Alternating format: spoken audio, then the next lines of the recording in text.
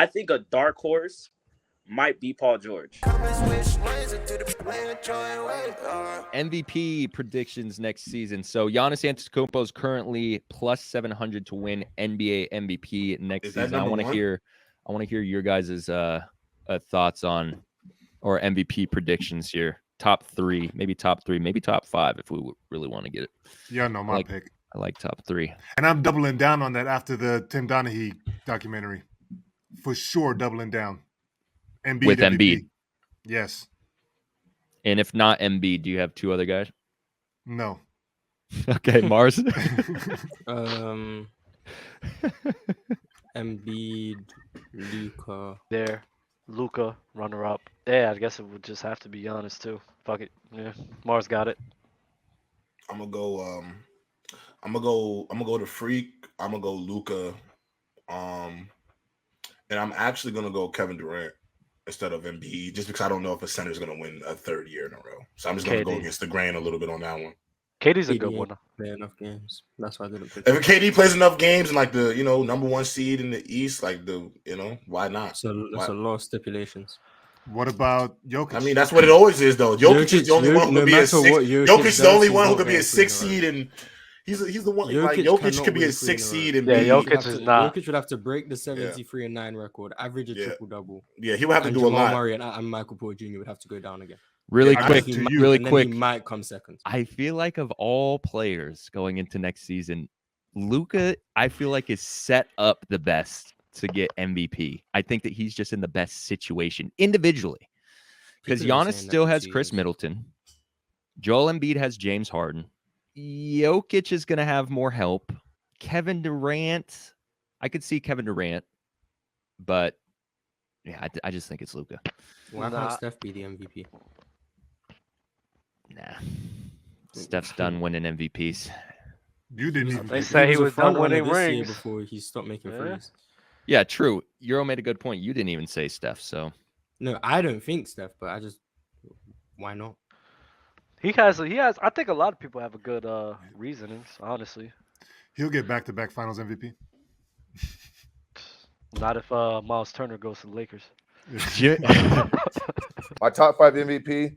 I got Kevin Durant. I got Jokic. I got Luka. Is this in order? Is this in order? No order. Oh, okay, and then Giannis.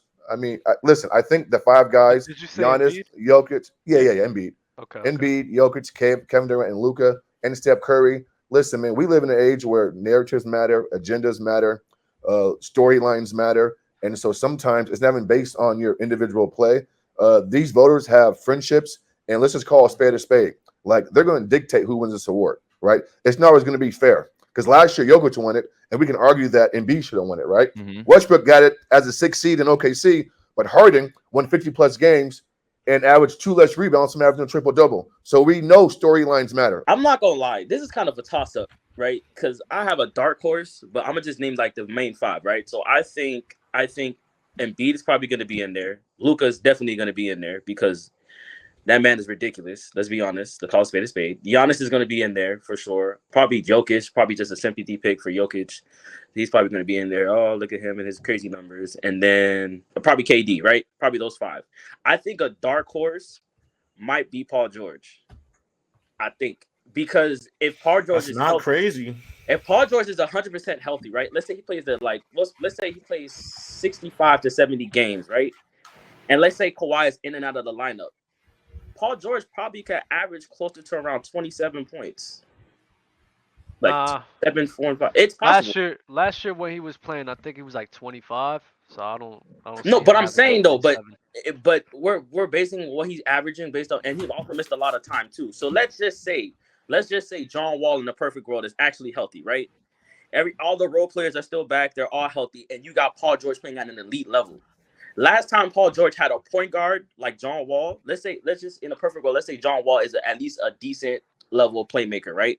Last time he played with a playmaker like that, he had his best years. No. The Clippers haven't had a playmaker in a long time. You can't name one playmaker they've had in the last 4 years. No, they haven't had a playmaker ever since or a point guard ever. Say, they've ever never since he was on the Clippers. But the thing is, I don't think John Wall is nowhere near to the level of Russell Westbrook is at the time. And the only time when Paul George put up above 27 points per game was with Russell Westbrook, and that was the But, only but that's time the in his thing, though. career. I think the supporting cast. OKC never had a supporting cast like the Clippers. That's one. Two, you don't need John Wall to play like Russ. You just need the playmaking that John Wall's able to do. That's all you need for Paul George. Paul George is a lot better to me personally when somebody's getting him to his spots and he's scoring as opposed to him having to do a lot of work and then get to his spots. I feel like he's a lot better that way. I mean, I could respect your MVP take, but I don't think your point should be because with John Wall there, he's gonna put up 27 points per game. Paul George has never done that in his career besides the time with Russell Westbrook. No. And I don't think that John Wall provides that. Because John Wall is there, that could happen.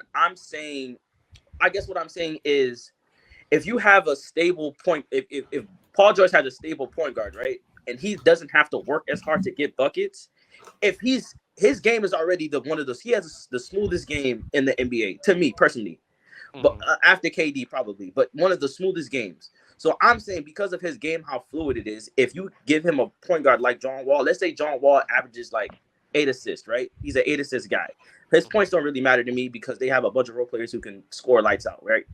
Like Luke Kennard, all these other, not lights out, but they can score at an efficient enough. But if you give him somebody if you give him John Wall who can get him to his spots and score a lot easier, his efficiency is going to go up. So that's why I feel like his points will go up because he'll be scoring more efficiently. He won't have to try as hard to get a bucket. I mean, Russ Let's see played how he 3 looks years. coming back. Can't play ball in a while. Plus, Russ, I mean, Paul George played 3 years, but Russ only had one time above 27. So, I mean, I'm just not with that. I don't see John Wall being able to. But he's never had a point. But he's never had a point guard. He has had a point guard. He had Russ. He only did it for 1 year. You don't understand what I'm saying. What I'm saying is like Russ isn't a playmaker per se. He's not really. I'm not trusting Russ to run an entire offense to get people where they need to go. And you trust John Wall right now? I don't think anybody. You trust John Wall right now off of an injury, bro? You said what? You trust John Wall right now? Dub, what are you talking about? He wasn't injured last year. I mean, off of him not playing the whole season. When he was on the court, he averaged 21 and 7, I believe. I think if I'm tripping, it was like 21. He was not okay. He was not good. No, I'm not saying. Someone just called Dub a white boy. That is hilarious. No, that's funny as hell. I saw that too. No, I'm not saying he's gonna be good as in like he's gonna have to score. He's gonna be scoring at a high clip because honestly, him playing with Kawhi Leonard and Paul George, I'm not expecting John Wall to be a scorer. That's not what he's there to do. He's there to get them the ball. That's what I feel like But as opposed to Russ isn't somebody who you can rely on to get people in spots. That's the problem. That's the problem he has. That's the reason why his game is so predicated on him being the guy. It's the player choice way. Yeah, them boys don't get it started. The player choice way. Yeah, the player choice way. Come and switch lanes into the player choice way.